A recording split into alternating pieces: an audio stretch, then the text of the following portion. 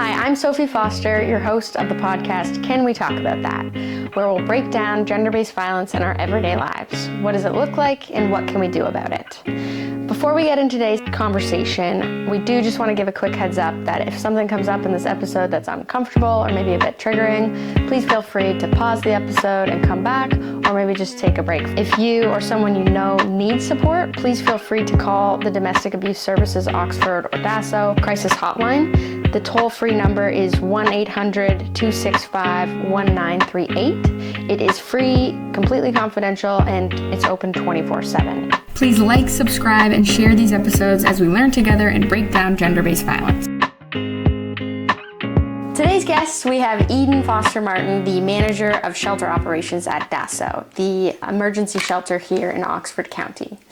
So, to start, a lot of people actually have no idea what it looks like to call the women's shelter. I think it feels really scary and overwhelming. So let's start there. What does it look like to just call the crisis line? Yeah, so essentially we have a staff on the phone 24 hours a day, 7 days a week, 365 days a year. And essentially you're just going to have whichever staff is on shift pick up the phone and kind of greet you, and they'll probably just say, "Hi, this is Domestic Abuse Services Oxford. This is Eden speaking." And from there, we're basically just going to ask you kind of what you're calling for and what we can do for you. So it depends really on what you're calling for. We're always mindful that you could potentially be calling in an immediate crisis. So in that case, we always ask questions like, are you safe right now? Do you need help right now? And then once we've kind of established that, it's not kind of an immediate sort of assistance call, then we move into more questions about sort of like, what prompted you to call and what can we kind of help you with today? And then it's just going to kind of branch out from there. So it's really just a conversation, depending on what you need and what you're calling for.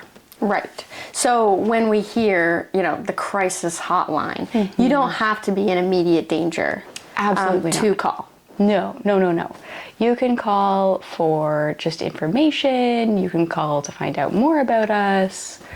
You can call about our programming. You can call about maybe you're just sort of unsure about a situation. We're happy to talk you through that too. It doesn't have to be crisis. Super helpful. Mm-hmm. Yeah, because I find there's been people in my life that have struggled through different relationships, and I now that I work there I know, but before I wouldn't have known, why don't you just call and see what they say?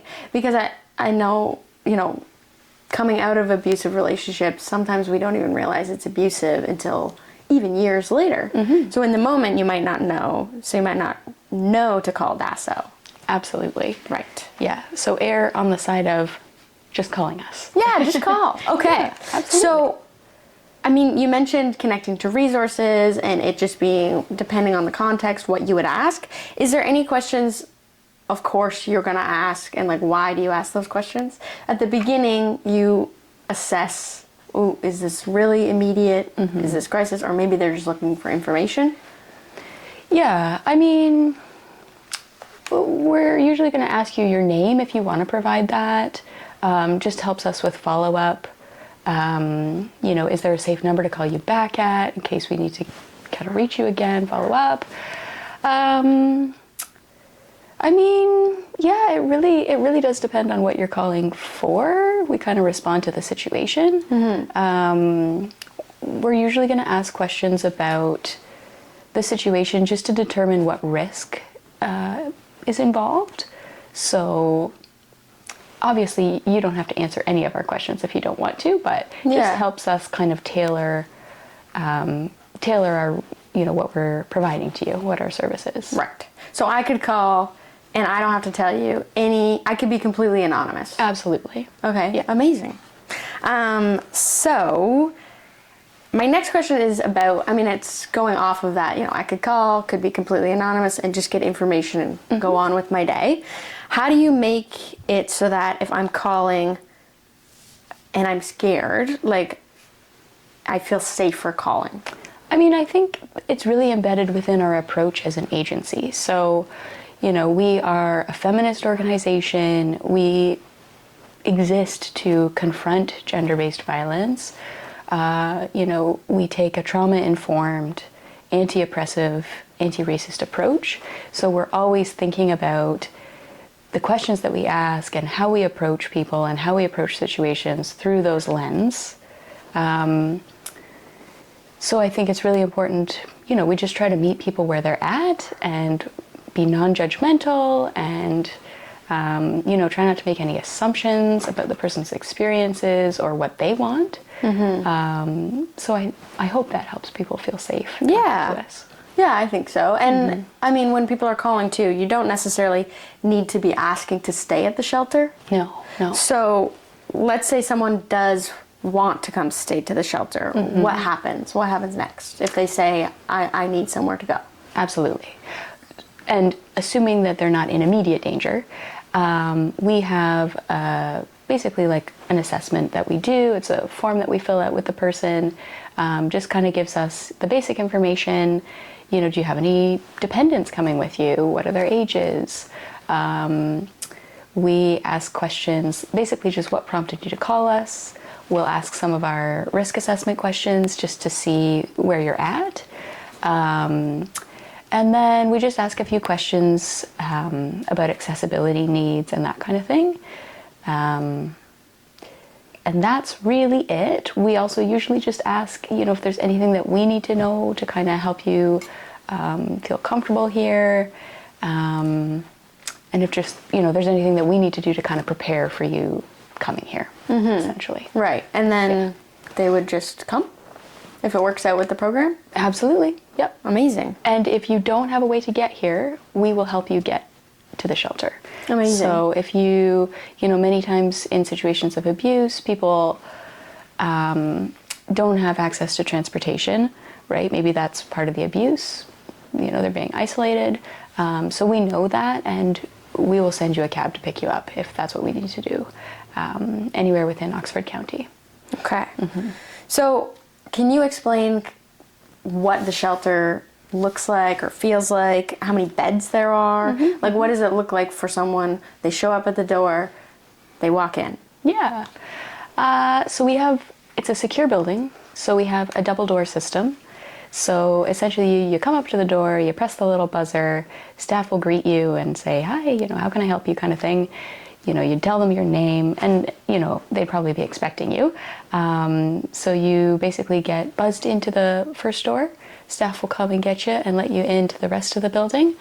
And then usually you just have a seat in our office.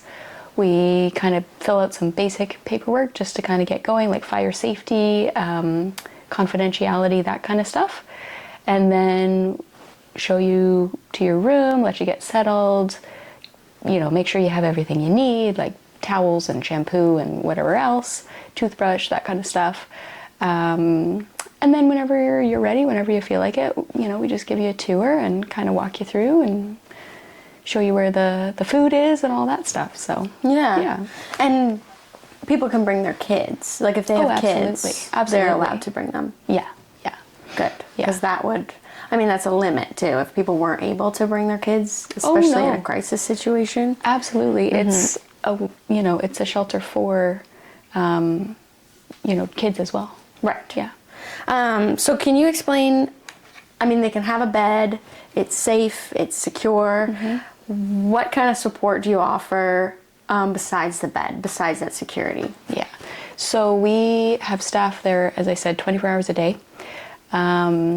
So at any point you can access that support, and that's a trained professional who knows about gender-based violence, who has an understanding of trauma and all of these things, and they're basically there to support you with whatever goals you've set for yourself. So oftentimes that looks like securing housing for yourself. Maybe it's about accessing income of some kind, whatever that looks like for you. That might also look like figuring out, connecting to healthcare or mental health supports, or things like that. So it's really dependent on the person, but we have staff there all the time. So Okay, now this is more thinking about culture in our community and the way people look at the shelter. What would you say you see as the biggest misconception that maybe people have about calling or using the shelter? I mean, I think people do often kind of envision these very scary kind of worst case scenarios, but that's not always what abuse looks like. And sometimes it's people that you really wouldn't kind of expect to see in those situations, because it can happen to anyone, regardless of who you are. Education, income, background, immigration status, it can happen to anyone. So I think that's a big misconception, is that there's like a certain kind of person who might access the shelter, and that's just not true. And we definitely want that out. We want people to know that just call and we'll help, and we have supports. Do you ever get calls from people who maybe don't end up coming in? They call, they ask for support, and then maybe they just, something changes and it's too much and they just decide not to. Absolutely. Sometimes that looks like, they have sort of figured out something else that works better for them. Like there's an aunt or a friend or someone else who's said, hey, I've got a spare room, like come stay here. And sometimes that looks like deciding to stay in the relationship for the time being. And that's, we see that all the time, and that's just part of the process. And if you decide in this moment that you're not ready to leave, or you want to stay, or whatever, that does not preclude you from calling us back again in the future if you change your mind. So, or even just continuing to call for questions or processing, anything. Yeah. Okay, so what would you say to someone who is thinking about calling and getting help, but is maybe saying, I don't want to take a bed away from someone who's worse off than me? Ooh. Because we always think that. We always think, oh, somebody has it worse. Yeah. I don't want to take the resources away. Well, and I think that's part of that misconception too, right? I would say, please call us. Please call us. We will do our absolute best to provide you with the support that matches your situation, right? So there's lots of different options. There's lots of different things we do. We have a whole outreach program outside of just the shelter. And you deserve support, regardless of what type of abuse you've experienced or what level of abuse you've experienced. You didn't deserve to experience that, and you deserve support. So please call us. Yeah. Okay, so switching a bit, let's say that I have a friend or a family member going through something, and I don't know all the details, but I just know something's not right, and I'm worried about that person. Can I call? Absolutely. And ask questions? Absolutely. And even if I keep it anonymous and I don't say anything about it, it's not like I'm like reporting them or something. I just want to know what I can do. Absolutely. That's amazing. Yeah, please call, ask us questions. The staff are just a wealth of knowledge about this stuff. They can give you some tips and strategies and information about how to best approach that, or what you can do to support your friend or whoever. We're happy to basically confront gender-based violence and intimate partner violence in whatever way, however that opportunity arises, right? So, yeah. Yeah, because let's stick with this hypothetical situation that I have a friend. I'm worried about them, but I also don't want to I don't want to push them too hard to leave the situation, or I don't want to make things worse, or I don't want to make it so they stop talking to me. What advice would you give me? Yeah, I think the most important thing is, letting that person know that you support them no matter what. If they leave, if they stay, whatever, you are there for them and you will support them. Because I think what often happens is, people go through these kind of contemplation phases where they're maybe thinking about leaving, and they'll connect with friends, and their friends like, oh my gosh, yeah, that guy sucks. Please leave, kind of thing. Right. But if they're not quite ready to do that, then part of that sort of stages of change cycle is kind of drifting back into thinking, oh no, wait, maybe I can make this work, right? Maybe it's okay. And then you've just kind of skewered your friendship. Right. Because they're kind of thinking differently about it, right? So I think it's really about approaching it without any expectations, just being non-judgmental and just listening and being there for the person and letting them know, no matter what, you're their friend and you're going to be there for them. Mm-hmm. What's something that you really wish the community listening to this podcast really wish they understood about what the shelter is really about? Mm-hmm. I mean, I think it really goes back to our mission, which is to actually eliminate gender-based violence. So it's not just about kind of providing services to people who have experienced that. Our overarching goal is to eliminate this as a problem from our society. So it's a much broader, bigger, dare I say, radical kind of mission. And it's a multi-pronged approach, right? So it's not just about a bed. It's about much, much more than that. It's about actually changing our society so that, people can live free of violence. Mm-hmm. Yeah, I think we always joke at fundraising events too, saying, like, we don't want to be in business. Exactly. We don't want to be here. Like, of course we want to be here and help when we can, but the goal is that we won't have to be here. Exactly. Mm-hmm. Yeah. So if someone's listening to our podcast right now and wondering if they should call, what do you really want them to know? I want them to know, please call us. Please call us. If there's any question in your mind, if you have any doubt whatsoever, err on the side of calling us. We're happy to hear from you. And we're willing to kind of talk to you in whatever way is most comfortable for you. So if that means being anonymous, no problem. If you need interpretation, we do have a service for that. We can set that up for you and speak to you in a language that you're comfortable speaking in.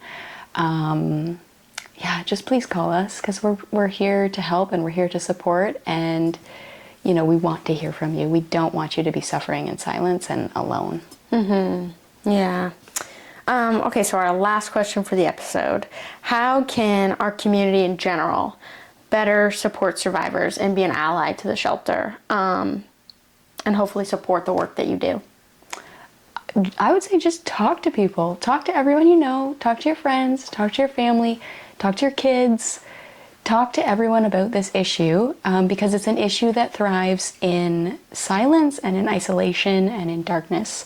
And if we bring it out into the light and we talk about it and we talk about the fact that this is happening, it creates conditions where this is actually less likely to happen, because people can't kind of get away with it, right? They can't kind of fly under the radar.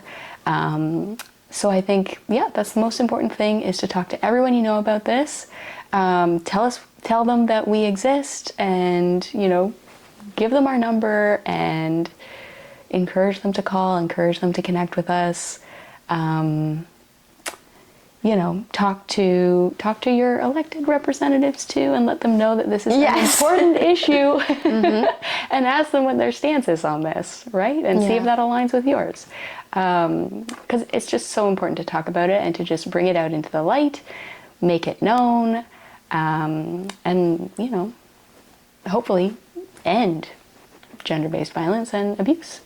Yeah. Mm-hmm. Well, thank you so much for coming on our episode. I think that you've answered a lot of my, nitty-gritty questions of what it looks like to call DASO and get the support that we do have in our community. So again, thank you so much, and we'll see you on our next episode. Thanks so much, Eden, for coming on our episode on Can We Talk About That, our podcast where we break down gender-based violence in our everyday lives. Again, if you need any support or even just want to call and ask some questions for the crisis hotline, the toll-free number is 1-800-265-1938. We'll be back with more conversations on our podcast, Can We Talk About That?